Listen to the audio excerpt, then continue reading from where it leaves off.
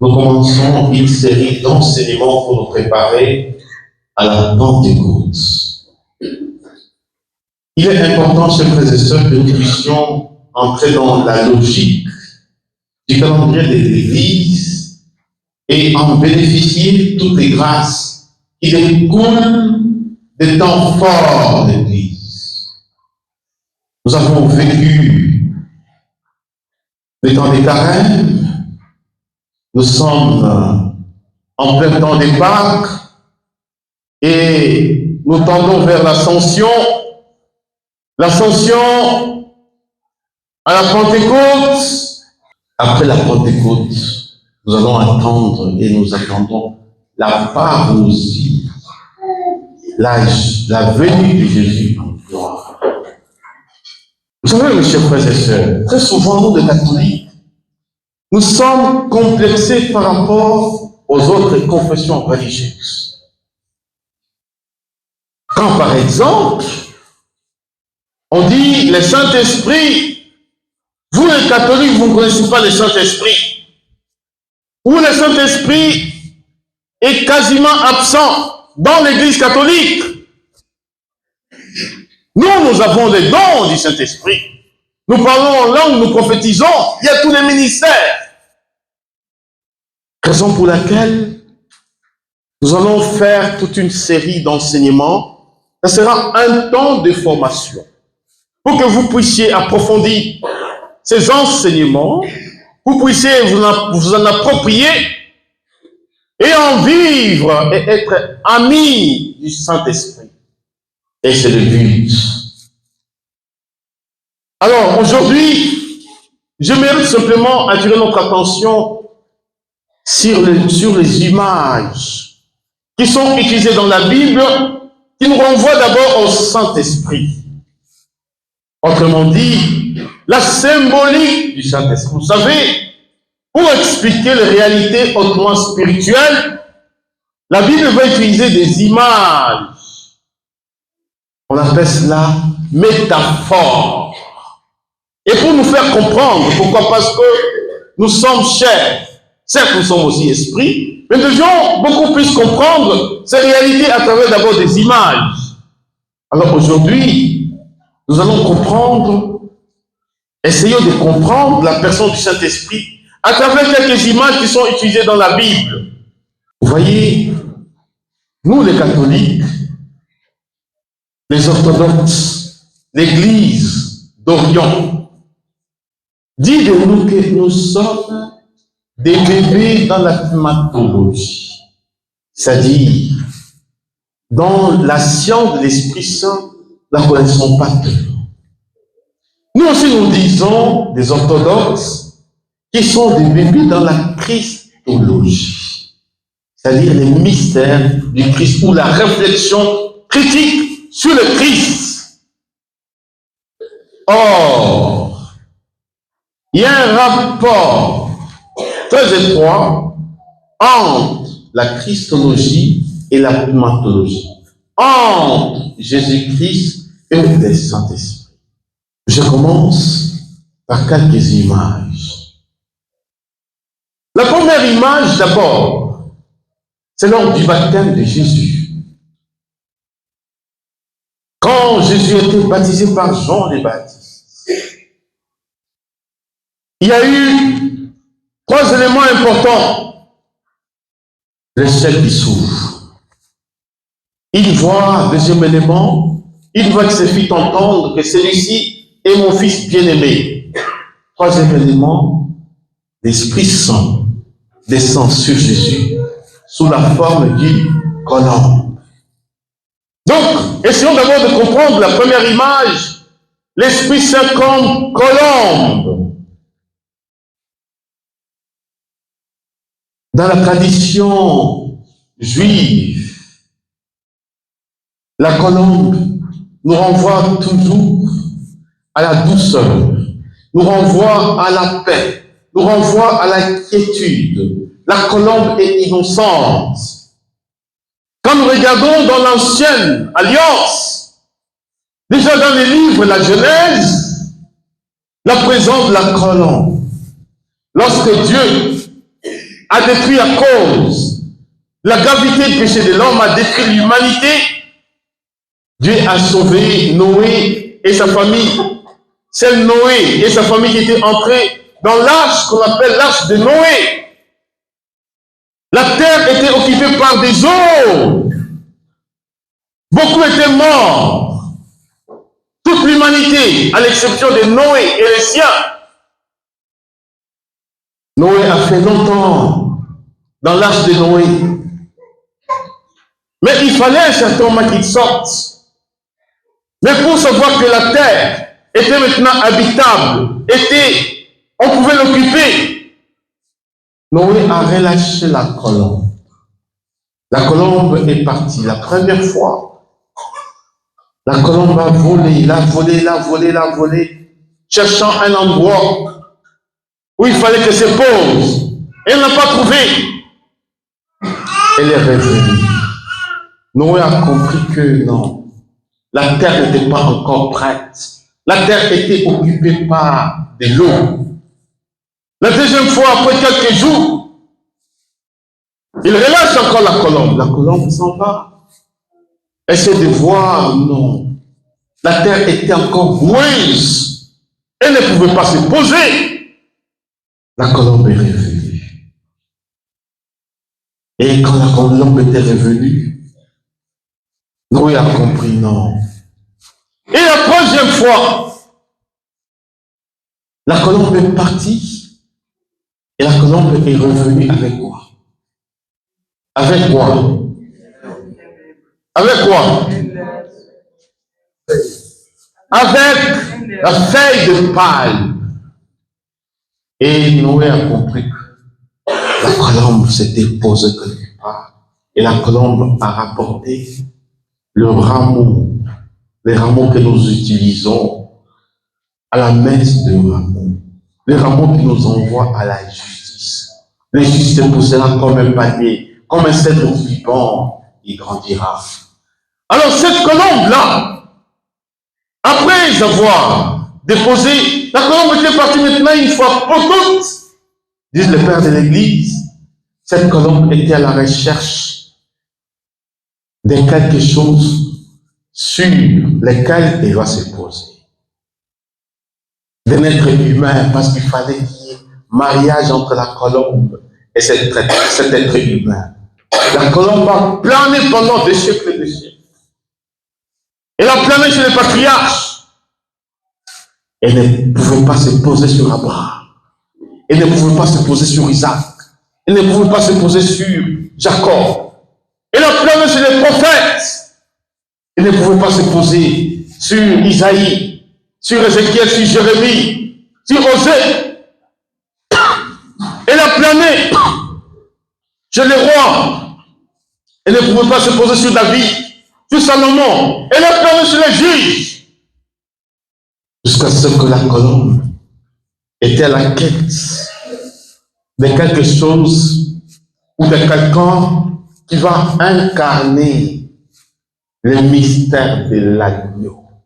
Le mystère de l'agneau. Et c'est ce qui va se passer le jour du baptême de notre Seigneur Jésus-Christ. Lorsque Jean entre en train de baptiser et qu'il voit Jésus, voici l'agneau de Dieu, celui qui enlève le péché du monde. Et quand Jésus a été baptisé, les cieux qui s'ouvrent, il voit ce fils entendre, celui-ci est mon fils bien-aimé, et la colombe qui descend, qui se pose sur l'agneau de Dieu. Pendant cette préparation, la colombe plane et cherche à se poser. Si tu incarnes quelque chose de l'agneau, quelque chose d'immolation, quelque chose de doucereux, quelque chose qui aurait trait à la paix, à la douceur, la colombe n'ira pas ailleurs. Elle va se poser. Elle va se poser sur ton épaule. Et il y aura un mariage de ton humanité avec la personne du Saint-Esprit par la colombe. Alléluia. Amen. Alléluia. Amen. Nous avons besoin, mes chers frères et sœurs, Saint Louis Grignon de Montfort dit ceci: l'Esprit Saint se précipite dans un cœur marial. Si ton cœur est marial, tu n'as pas besoin d'implorer le Saint-Esprit, tu n'as pas besoin d'invoquer le Saint-Esprit, il suffit que tu sois disposé, le Saint-Esprit se précipite. On pourrait dire qu'un cœur marial émate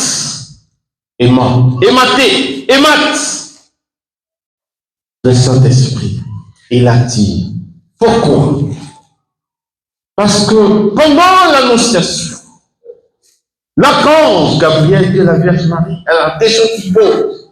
Comment cela se fera-t-il? Parce que je suis vierge. L'archange répond, l'Esprit Saint viendra sur toi et la puissance du Très-Haut te prendra sous son ombre. C'est pourquoi l'enfant qui naîtra de toi, il sera appelé le Fils du Très-Haut. Alors, si tu as un cœur marial, si tu as une dévotion mariale, mes chers frères et sœurs, tu n'as pas besoin d'invoquer le Saint-Esprit. Il va se précipiter directement sur ta personne. Amen, amen, amen, amen. Amen. Je vois très peu de personnes méditer les chapelets. Quand dit Saint Bernard, quand vous commencez à méditer les chapelets, l'enfer tremble. Parce que la méditation du chapelet est une méditation de mystère christique. Ce n'est pas la Vierge Marie.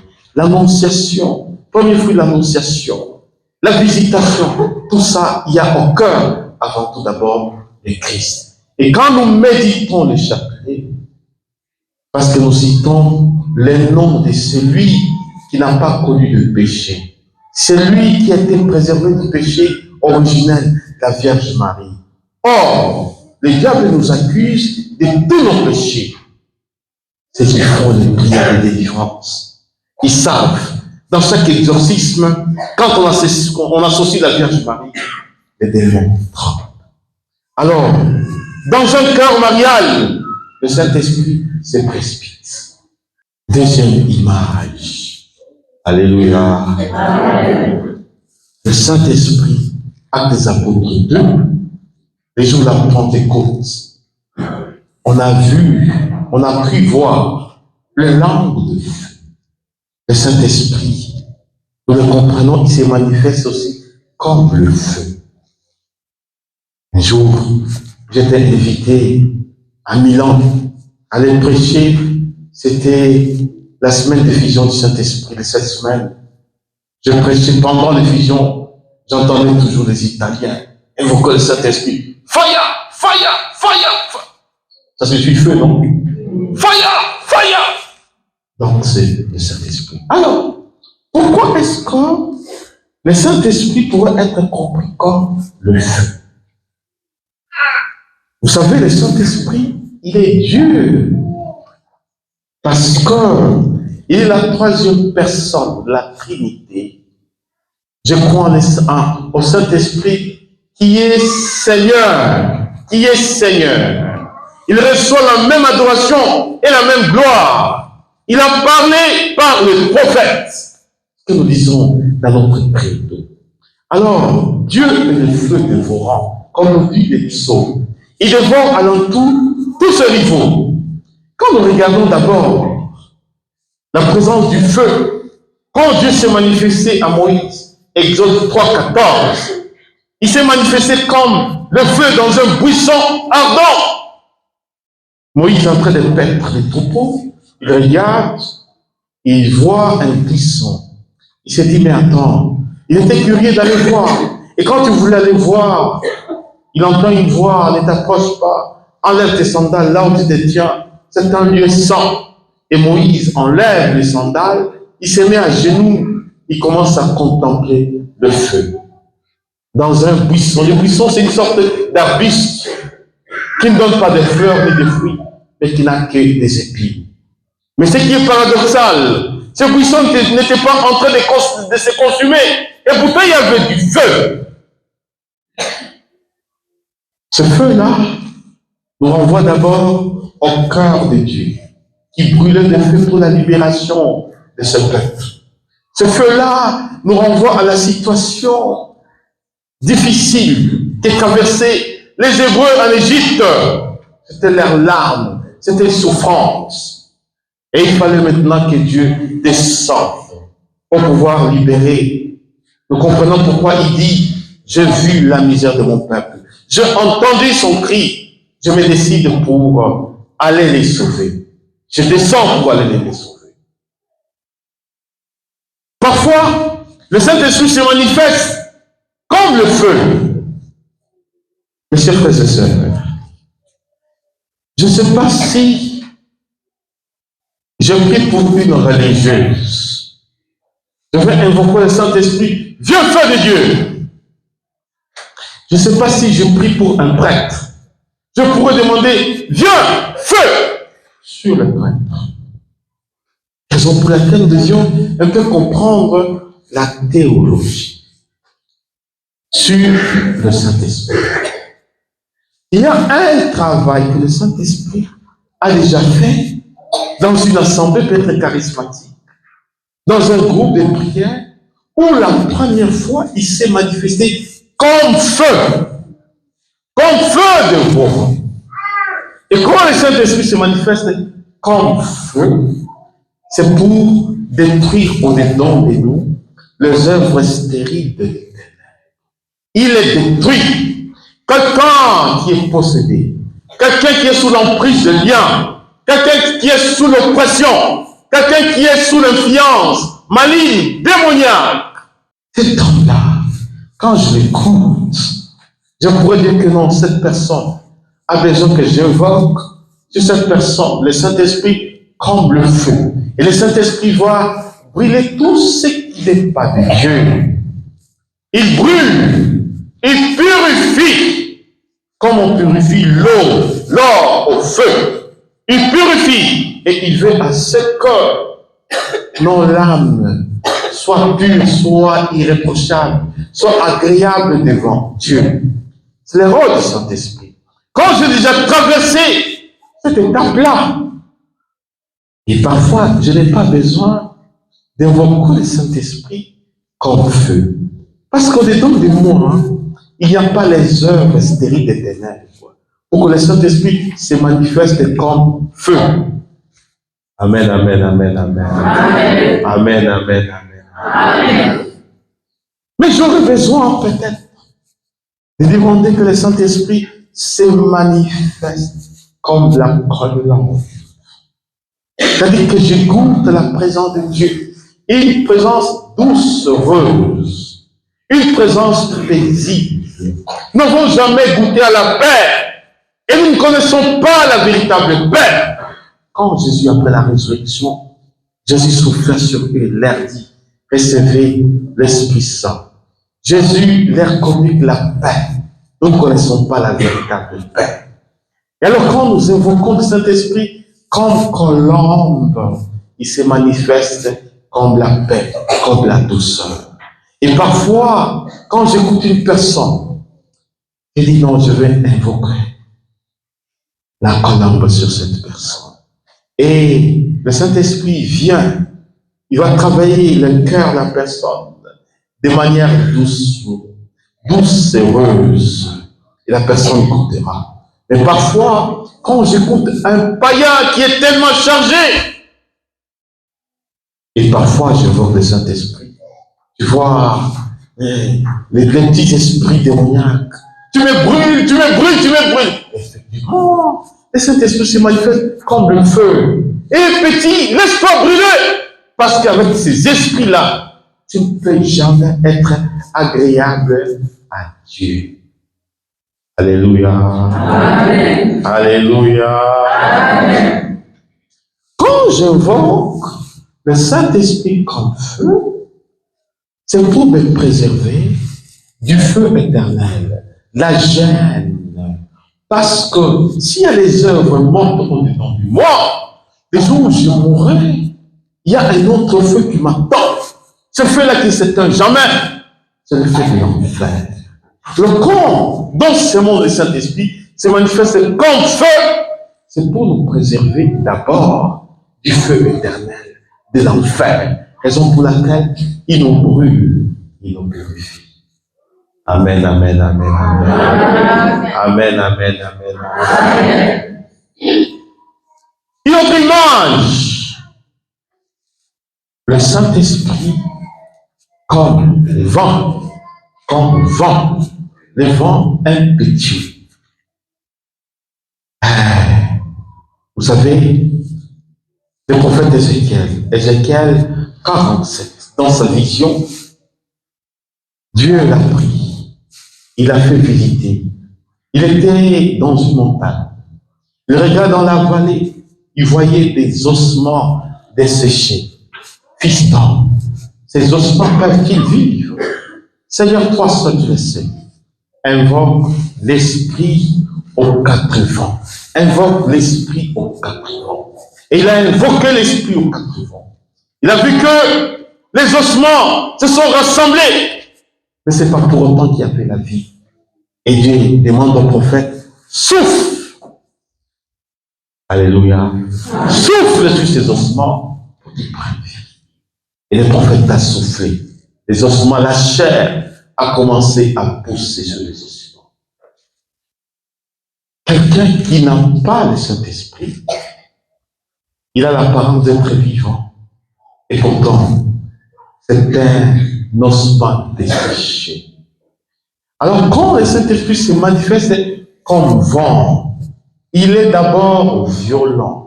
Il y a beaucoup de choses qui résistent à Dieu au-dedans de nous. Nous avons des bombes au-dedans de nous qui doivent être terrassées, qui doivent être renversées par les vents violents. Vous voyez, quand le vent, il est tellement violent, il déracine des baobabs. Il est tellement puissant. Et lors de la Pentecôte, le Saint-Esprit s'est manifesté comme un vent impétueux. Rien ne peut résister à la puissance de ce vent. Il emporte tout à son passage. Il en est de même de tous les chrétiens qui sont encore sous l'emprise de la chair.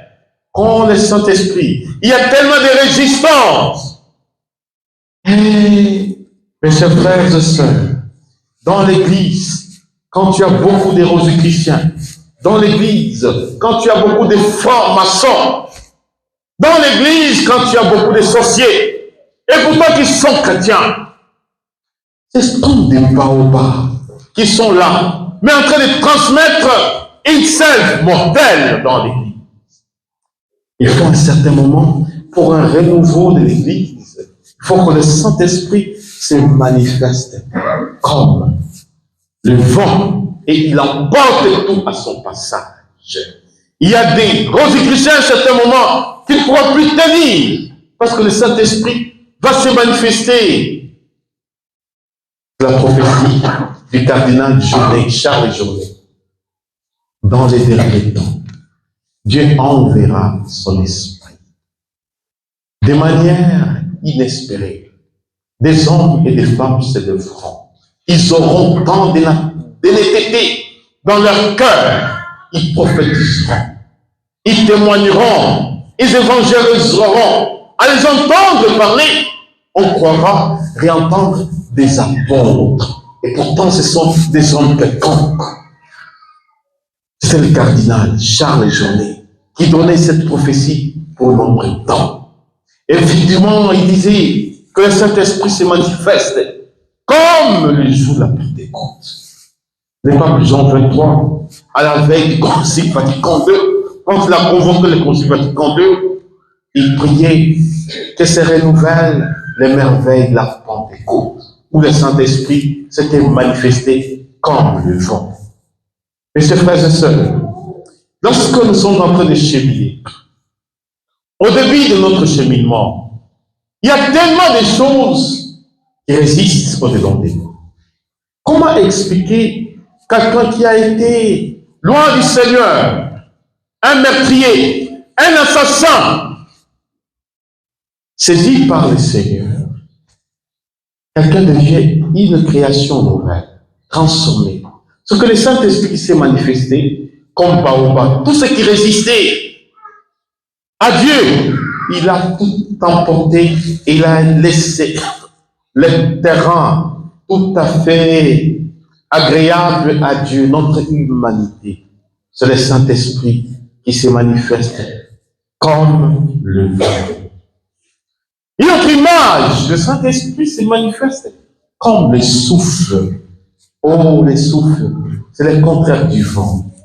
Vous savez, le Saint-Esprit, les noms du Saint-Esprit, c'est, en hébreu, c'est la roua. La roua signifie essentiellement des choses. Vent et souffle. Vent et souffle. Alors, ce sont deux modalités différentes d'agir du Saint-Esprit. Le vent, il est violent, il emporte tout. Mais le souffle, il est beaucoup plus intime. Le souffle, c'est l'inspiration. C'est l'expérience du prophète Élie, lorsqu'il fuyait l'hostilité de la reine Jézabel. Et à un certain moment, il a demandé à Dieu, vaut mieux prendre ma vie, vaut mieux mourir que de continuer à vivre. Et à ce moment-là, il avait tellement faim. Dieu lui a envoyé du pain par un corbeau.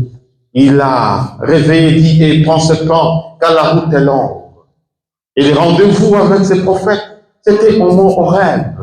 Quand Élie est arrivé au mont Horeb, il s'est caché dans une caverne, dans un rocher. Il y a eu plusieurs manifestations de Dieu. Il est tremblement de terre. Il est sorti, Dieu n'était pas dans ce tremblement de terre. Il y a eu le feu. Il est sorti, Dieu n'était pas dans le feu. Il y a eu des tonnerres. Dieu n'était pas dans ces tonnerres.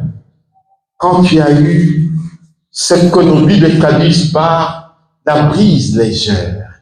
Mais quand j'ai lu le texte en hébreu, c'est Kol Dakar. Kol, c'est la voix. Dakar, c'est silencieux. Littéralement, on pourrait dire la voix silencieuse. C'est paradoxal. Comment est-ce qu'une voix pourrait-elle être silencieuse? C'est l'expérience du prophète Élie. Dieu lui a parlé de manière intime. C'était ce souffle léger, la présence du Saint-Esprit. Parfois, nous n'avons pas besoin de beaucoup de gymnastique.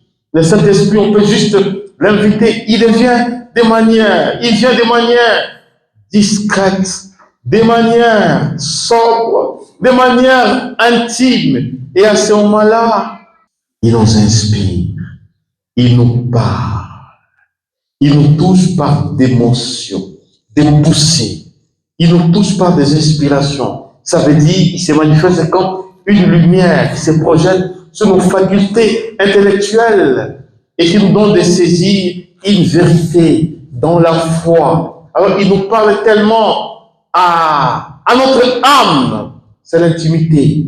Quand Jésus dit à Nicodème, le vent souffle où il veut, on entend sa voix, mais on sait d'où il vient et où il va. Il en est de quiconque est né d'en haut. Et le Saint-Esprit nous fait naître d'en haut à travers son souffle intime. Une autre image, c'est l'eau. Prenez Jean 7, verset 37. Celui qui croit en moi, de son sein, couleront les fleuves d'eau vive. Et l'évangile s'est ajouté, il parlait de l'Esprit Saint que devraient recevoir ceux qui croiraient en lui. Le Saint-Esprit se manifeste comme l'eau. L'eau a la fonction purificatrice. L'eau a la fonction régénératrice. L'eau a la fonction restauratrice. Et ça, ce sont les différentes donc, fonctions du Saint-Esprit. Le Saint-Esprit nous lave, en ce sens où il nous purifie de nos péchés. Alléluia. Amen. Alléluia. Amen. Parfois, on prie, on invoque le Saint-Esprit. Vous sentez une fraîcheur, comme une neige qui descend. Manifestation du Saint-Esprit. Je me rappelle ce jour-là, c'était à Isia. Un jour, il y avait un pèlerinage. J'étais en train de prêcher, il présageait des pleuvoirs. Alors, il a commencé un peu à pleuvoir. Comme c'était en plein air, les pèlerins commençaient à fuir la pluie. Moi, j'ai dit aux pèlerins, la pluie est une bénédiction, vrai ou faux? Les pèlerins ont dit, vrai! Faut-il fuir la bénédiction, oui ou non? Non! Mais pourquoi vous êtes en train de fuir la pluie? Amen, amen, amen, amen. Alors, je dis ce que vous pensez. Vous croyez que nous avons le pouvoir d'arrêter cette pluie? Oui! Les prêtres, là, ils sont des fils aussi. La pluie comme ça, peut dire une formule, la pluie s'arrête. Ah oui. Alors, j'ai dit, bon, nous allons prier pour arrêter cette pluie-là. J'étais diacre. Alors, je demande à Mati, il sert de la communauté de béatitude, aujourd'hui les carmélites. Mati, tu prends un chant, invocation du Saint-Esprit, et je vais prier pour qu'on arrête cette pluie. Voilà, Mati qui prend un chant, il vient de prendre un autre chant, et commence à chanter, il y a un chant. Il voit rien. Il pleut, l'onction de Dieu est là, il pleut, la pluie va tomber. Mais cette sœur-là, c'est quoi ça? Moi, je vais arrêter la pluie, après, elle commence à chanter, il pleut, l'onction de Dieu.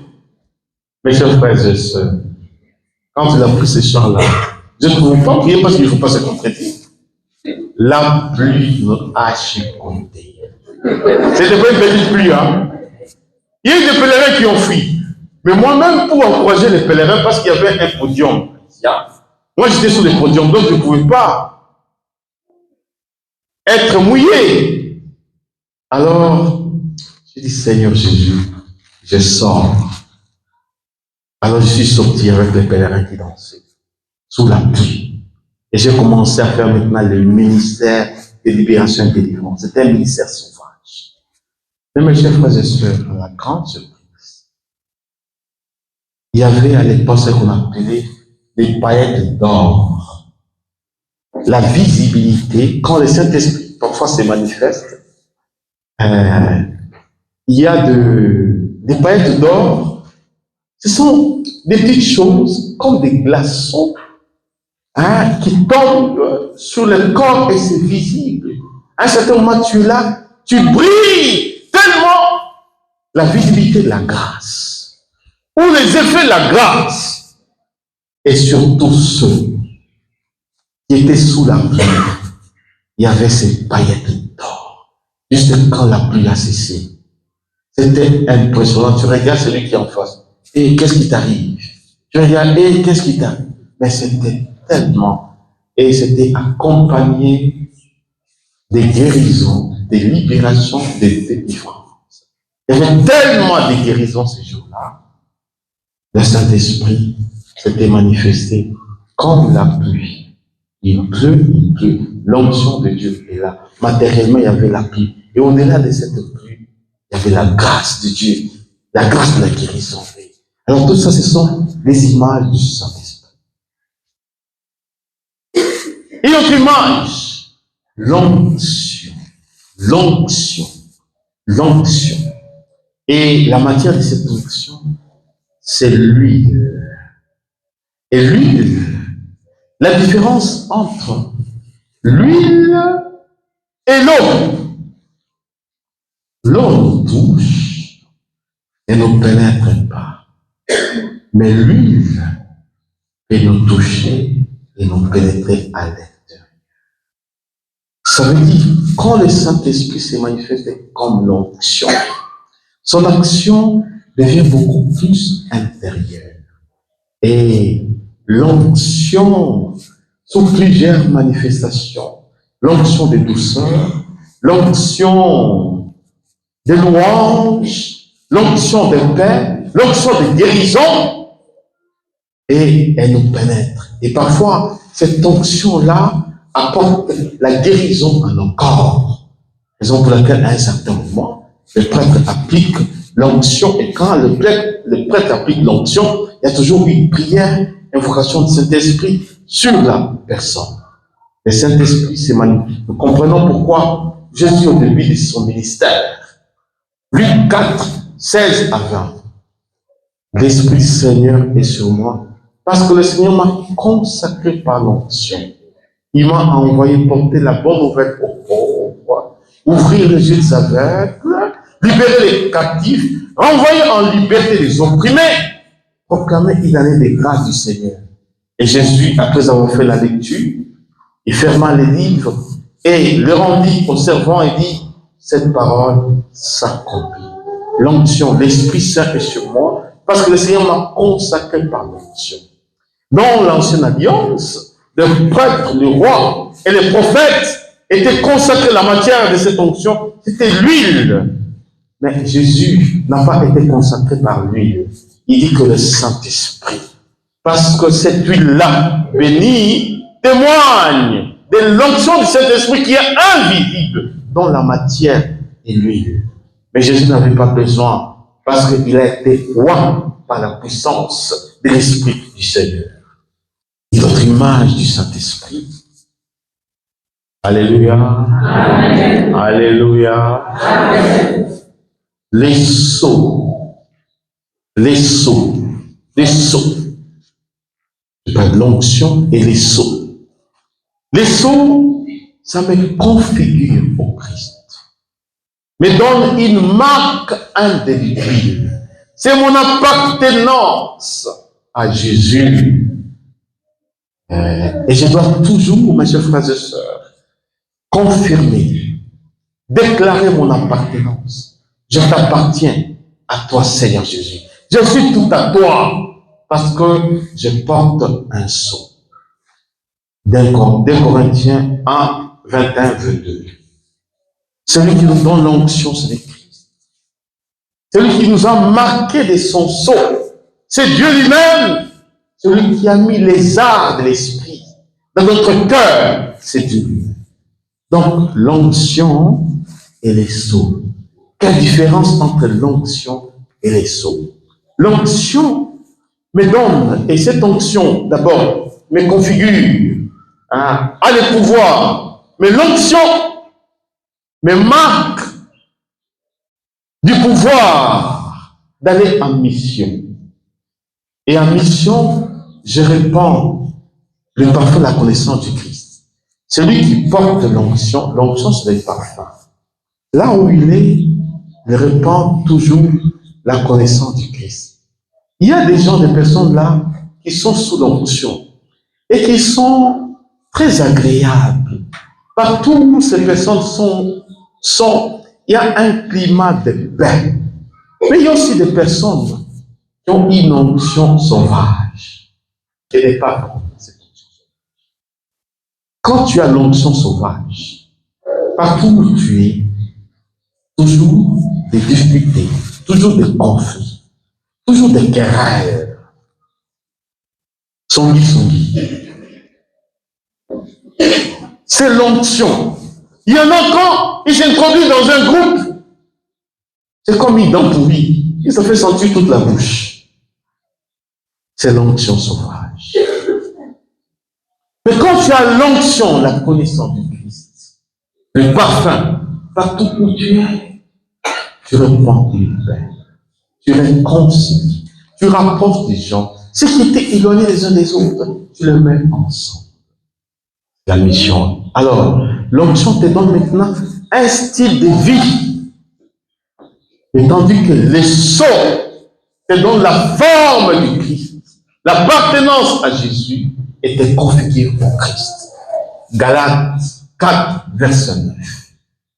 Mes enfants, vous que j'enfante à nouveau, dans la douleur, jusqu'à ce que le Christ soit formé au-dedans de vous. Jusqu'à ce que le Christ soit formé au-dedans de vous. Et Dieu, le Christ, ne nous cessera jamais de nous enfanter tant que le Christ n'est pas encore formé au-dedans de vous. Il faut que le Christ prenne forme. Et le Christ prend forme par le sceau. Je suis marqué. Et ce sceau-là est une marque indélébile. C'est comme les sacrements de caractère, à savoir le baptême, la confirmation et les sacrements d'ordination. Ça te marque indélébile. Quand tu es baptisé, tu es baptisé, tu es enfant de Dieu. Quand tu es confirmé, quand tu es prêtre. Même lorsqu'on va te relever de ton état clérical, tu restes prêtre. Car tu es prêtre pour l'éternité. Alléluia. Amen. Et ça, c'est le caractère indélébile. C'est le sceau. La dernière image, c'est la nuée. La nuée. Et la nuée sur les frères de l'Église nous renvoie toujours au Saint-Esprit. Le peuple hébreu était conduit par des choses. La nuée et le feu. Et l'arche d'alliance était habitée par deux choses. La nuée à l'extérieur et les 10 paroles à l'intérieur. La Vierge Marie a été, l'Esprit Saint viendra sur toi. Et la puissance du trône te prendra. Parfois, lorsque nous prions, ici, que Dieu nous donne un peu de voir ce qui se passe quand nous prions. Nous serons émerveillés.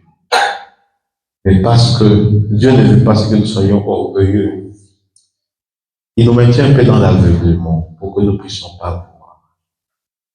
Mais il y a tellement de choses, lorsque les chrétiens prient, des choses qui se passent.